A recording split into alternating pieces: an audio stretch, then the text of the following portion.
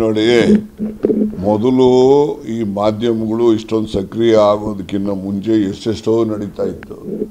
ಈಗ ಬೇಡ್ರ ಕಣ್ಣಪ್ಪ ಕಾಲಿಟ್ಕೊಂಡು ಲಿಂಗುಗೆ ಇಟ್ಕೊತಾನಪ್ಪ, ಕಣ್ಣನ್ನ ಗುರ್ತಿಟ್ಕೊಳ್ಳೋಕ್ಕೋಸ್ಕರ ಕಾಲಿಡ್ತಾನೆ.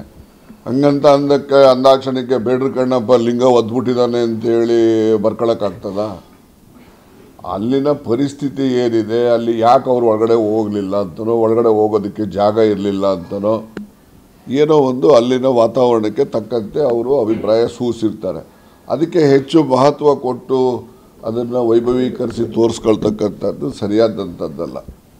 ಅದು ಯಾವ ಕಾರಣದಿಂದ ಅವರು ಹೋಗಲಿಲ್ಲ ಅಥವಾ ಬರಲಿಲ್ಲ ಅಥವಾ ಇನ್ನೊಂದು ಕಡೆ ಹೋದರು, ಇಲ್ಲಿ ಯಾಕೆ ಹೋಗಲಿಲ್ಲ, ಇವೆಲ್ಲ ಅಲ್ಲಿನ ವಾತಾವರಣ, ಅಲ್ಲಿನ ಪರಿಸ್ಥಿತಿಗೆ ಅನುಗುಣವಾಗಿ ನಡವಳಿಕೆ ಮಾಡಿರ್ತಾರೆ.